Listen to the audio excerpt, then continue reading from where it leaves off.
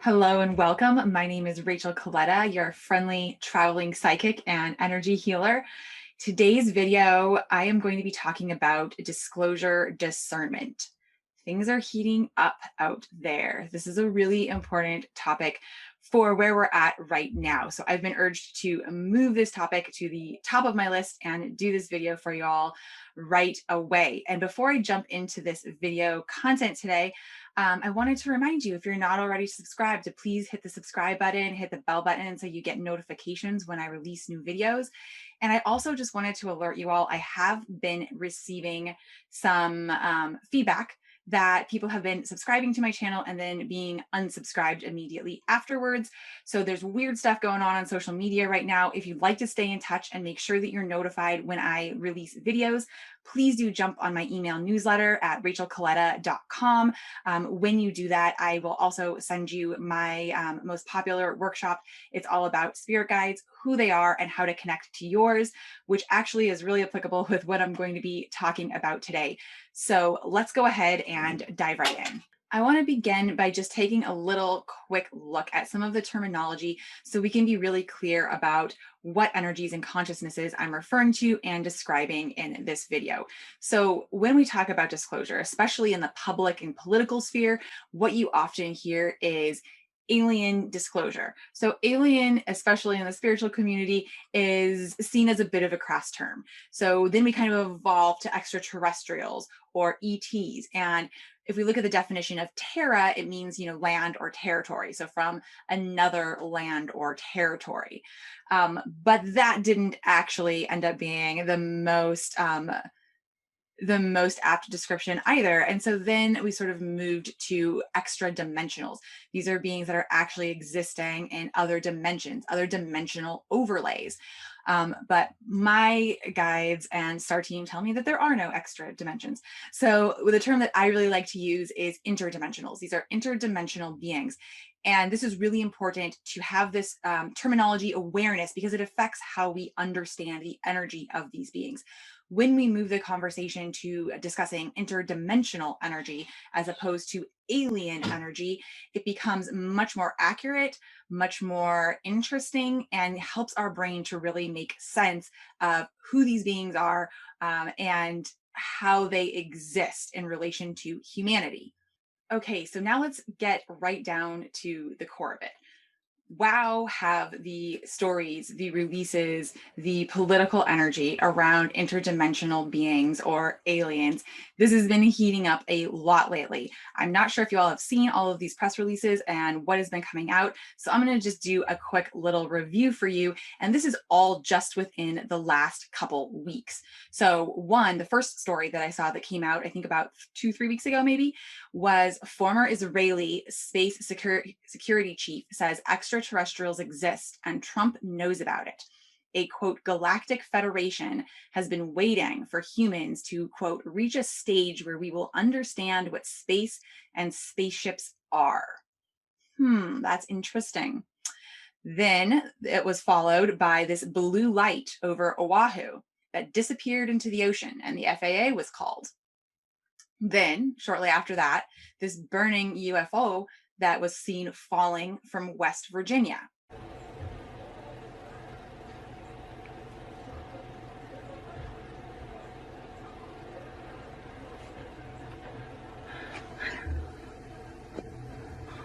And then we had this story about the C to the O to the VID relief bill that started a 180-day countdown for disclosure, that the Pentagon and spy agencies were to release what they know about UFOs. I'm going to read this little part of the article.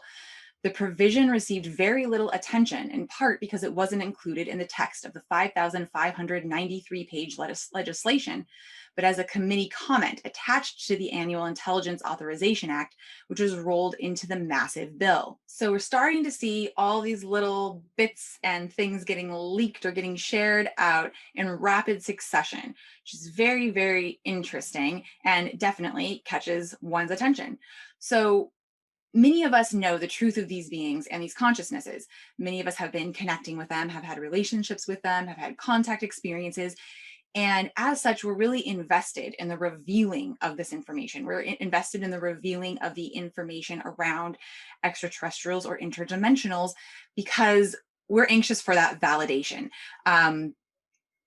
A lot of this information has been seen to be very fringe for a long time, and a lot of us who have been receiving this information and these connections have felt very fringe for some time. So of course there is sort of this excitement around disclosure, around this revealing.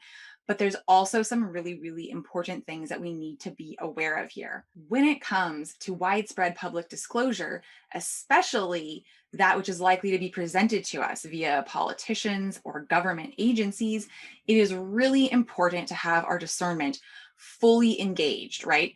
Because when we look at ancient civilizations, connections to the stars and interdimensional beings was literally woven into their culture and social structure. But knowledge is power, right? And there was an effort that was a rather successful effort to erase humanity's memories of these connections, to marginalize them, to make them conspiracies well before the word conspiracy even existed, so that we would not enjoy comfort in talking about them and sharing them. This erasure equaled clearing of the slate. This was a clearing of the slate. And then came the effort to curate and control the narrative. And we can really look to TV and film to see how the narrative has been curated and controlled, or how these attempts have been made. There's been narratives around extraterrestrial beings, aliens, being very dangerous, being national security threats, wanting to wipe out humanity. There's also been narratives around them being saviors, being here to save humanity. They've really presented a few different narratives that have slowly kind of started to seep into our subconscious and conscious mind. That's given them a few different options that they can choose from, should they choose to try to control or facilitate a narrative for their own means. So everything that is known about aliens, extraterrestrials, or interdimensionals, both from a scientific and a more a logical standpoint, as well as the mystic, the more mystery school and occult aspects, are contained in what is known as the UFO file. And jockeying for possession and control of the UFO file has been something that's been going on behind the scenes for a very, very long time. It played an important role in the JFK assassination. And this file that's been held has given certain groups what we could say is the alien card or the trump card, right? So a trump card, dictionary definition, a valuable resource that may be used, especially as a surprise, in order to gain an advantage. So it should make, I think, very, very logical sense that there would be 100% an agenda to controlling this narrative and how we, the public, understand it, because it affects how we understand our history, what humanity really is, who we are, and also what groups have been doing with this information and how they've been interacting with these beings for a long time behind closed doors. So the agenda of this spoon-fed disclosure is not meant to empower you. Rather, it involves control, consolidation of power, and attempts to manipulate consent, right? Because we live in a reality of free will. Free will is a construct of the reality that we live in. Our consent is required. And there's all different kinds of sneaky backdoor ways that certain organizations and certain intentions try to manipulate our consent. And you could see how if certain information was presented as a threat or as something that would be a savior for us, it would be very potentially easy to manipulate our consent around that. We're in a period where humanity is waking up and we have our discernment engaged, many of us, and it's coming online more strongly and more strongly. So this is going to be, I believe, more of an uphill battle than they originally intended or thought. But we need to be aware that there will be agendas to try to manipulate consent. If you are not already familiar with Project Bluebeam, that's definitely something that I recommend you doing some of your own research on. So this is important to realize, right? The virus and the V to the A to the double CINE agenda, though they've been successful in some ways, they have not had the desired impact because we're waking up, we're seeing We're reclaiming our power. Censorship, fact checking, shaming, calculated plays abusing our wounds around altruism, they've not stymied the wave of truth. It's coming. It's moving. We're seeing it happen and unfolding and growing more and more every single day.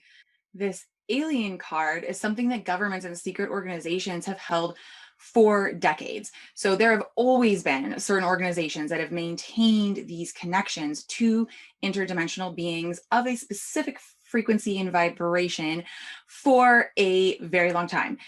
When in these ancient cultures and traditions, this information began to be wiped out through the falls of Atlantis, through many other burning of the Library of Alexandria, through many different events. There's been groups who've always maintained these connections and kept them in secret. And for decades, they've been holding on to this card. And I think it's something that they have not wanted to use because they know it's a high risk play. But their hand is really being kind of forced here. It's something that I believe very soon we're going to start to see them using this card to try to grasp at something that is slipping away, which is their hold on power and control. And again, I mentioned the connection to the JFK assassination. I talk about this timeline that we're circling back to in my most recent video, which is an energy forecast for 2021 and the energetic themes for 2021. So if you haven't watched that yet, definitely go take a peek at that. And I will go over this in a little bit more detail in that video for you. So certain organizations, they own ships that were once called UFOs and now are referred to as UAPs, which is interesting that they just have recently sort of made that switch as though they're trying to distance themselves from their own conspiracy rhetoric and instead make it sound more scientific. The technology that they've co-opted, that has been shared with them, that I think many of them don't really understand, the long-standing relationships that they've had with these beings. So there's been many people who've come out and who have talked about, people in military positions, people who have worked in certain secret positions that have talked about visual accounts of seeing these ships and seeing them being piloted. So Bob Lazar is one example, who worked at Area 51 and has come out and spoken about some of the things that he saw. And he's someone with a very scientific mind, a very mental energy sort of person. He's not really interested in the spirituality of extraterrestrial or interdimensional beings.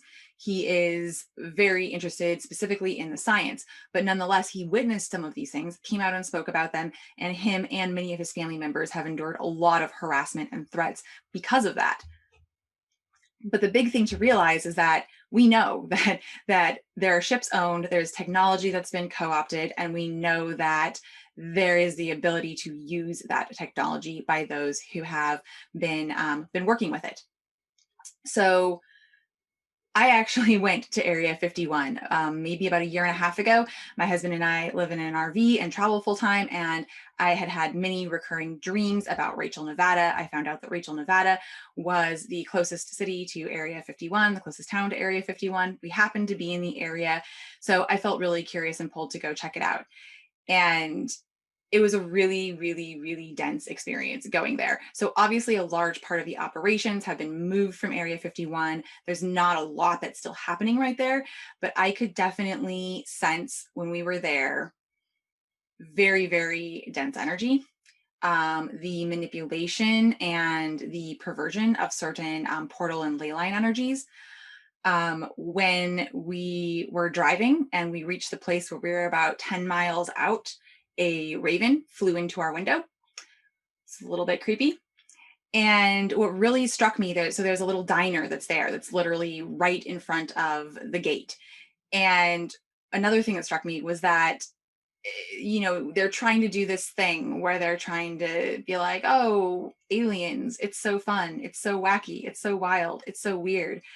But it felt so gross. It's sort of like celebrating the beauty of wild animals through trophy hunting.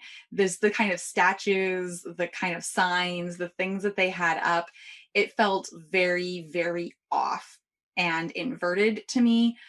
We did stay there overnight, and perhaps in a later video, I'll share more about my story about that. I'm going to keep moving on, but I just wanted to let you know that I have been to Area 51 and it was an interesting experience. So these organizations, right, they seek to control disclosure for their own benefit. And disclosure is coming. Whether it's tomorrow, whether it's a few weeks from now, a few months from now, next year, disclosure is coming. And again, this public disclosure, it will be manufactured. We have to expect that. Truths littered with untruths for the benefit of some. So that's a very, very real and sneaky thing that is done, is there will be truths, but they'll be interwoven with untruths. So again, this is really, really important to have our discernment in check and fully engaged, because just because one part of the narrative or story sounds and feels true doesn't mean that the entire narrative or story will be true. So when I mention discernment, when I say engage your discernment, what do I mean? So the center of discernment is the heart. The heart is the portal to the innerstanding that bypasses the brain.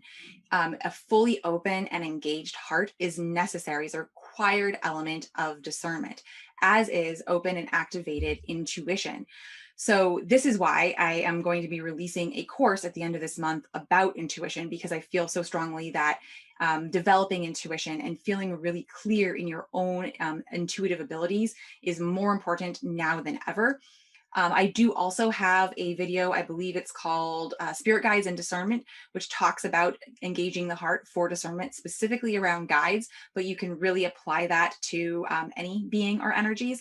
And I also have a video in my Light and Dark series called The Mystic Heart that talks more about this as well. So if you'd like some more information about discernment and that heart energy, I definitely recommend checking out those videos, which I will be sure to link below. So now is the time, folks. Eyes and hearts wide open. Discernment polished, self-trust on point, curiosity engaged, and be ready to ask questions. Lots and lots of questions. Anything that feels a little bit off to you, be ready to ask questions. The other thing that's really important to realize is that manufactured or manipulated disclosure is an initiation. It's an initiation, right? So there's an invitation here. There's a solution here. And really what that invitation and that solution is developing our own connection to the stars, to our cosmic heritage, and to our multidimensionality. Don't depend on or rely on beings in positions of power to do this for you. Remembering and reconnecting to our multidimensionality is a deeply personal process. It's meant to be healing and empowering, clarifying, expanding. It's not a public or political show or something that is meant to be dictated to you. It's something that's meant to go at your own pace. It's something that is meant to unfold in a way that is special and unique for you. So I'm just going to say something that might seem radical, but interdimensionals do not know better. There's a lot of fragmented consciousnesses out there. Our universal time matrix is chock full of fragmentation and reversal coding.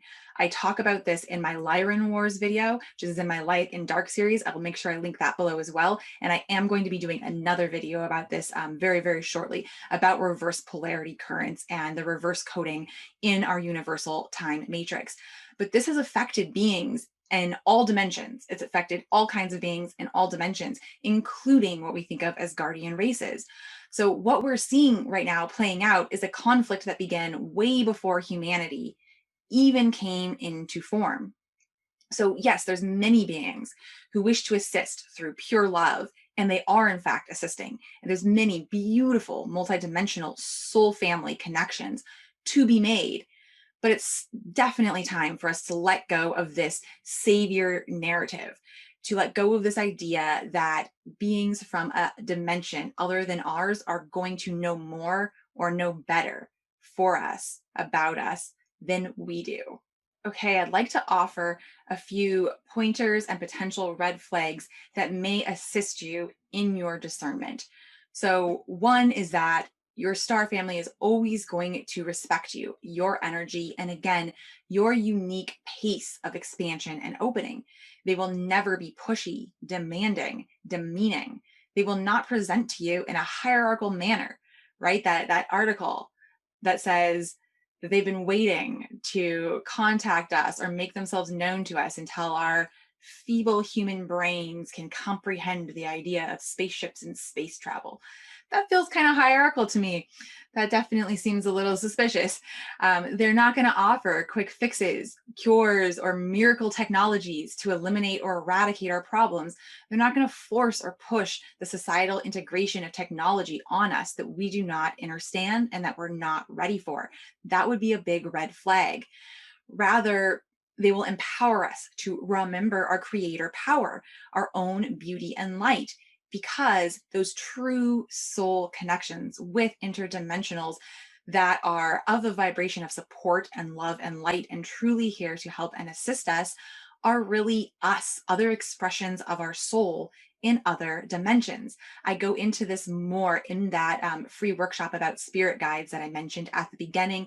Again, you can jump on my email newsletter at rachelcoletta.com if you'd like me to send that to you. Friends, now is time to claim our own connection to the stars.